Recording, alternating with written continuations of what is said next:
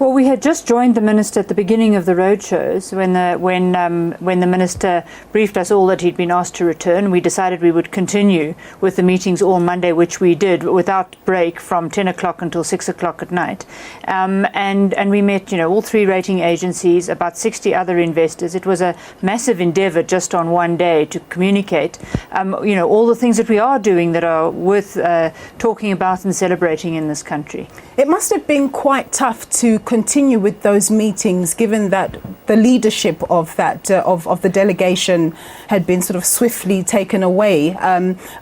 Were you still able to have the same confidence in all the positives that South Africa has to bring? The minister and his team led those meetings the entire Monday.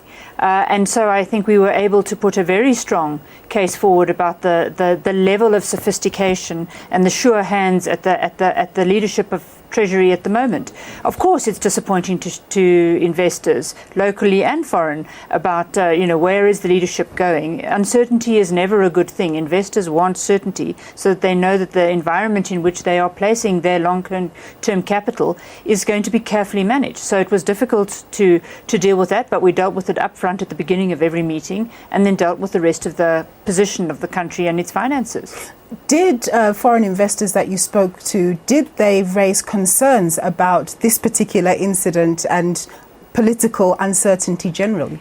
Of course they raise concerns, because this roadshow has been long planned. It is a traditional roadshow that happens after every budget, and the investors were expecting a full slate of meetings from the minister and his team and the accompanying delegation. And so when we all of a sudden on the morning of the roadshow have to say, actually, we're going to curtail it, it looks unplanned, it is unplanned, and it raises questions.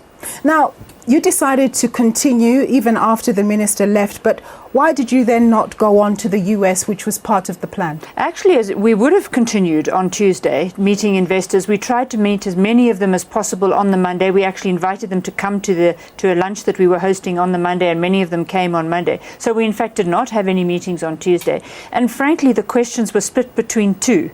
They were split really on the one hand about the state of the country's finances, to which the minister and his team need to talk. You can't have business talking to those issues. And on the other hand, political stability and confidence. And really, frankly, until we know what we are dealing, investors were taking a wait-and-see attitude, and we thought it was better, therefore, to rather reserve positions on that until after we do know what's happening. Okay, no, that's fine. Now, evidently, we've seen that there's been a reaction in the bonds market, and the rand is the worst performing emerging market currency currently.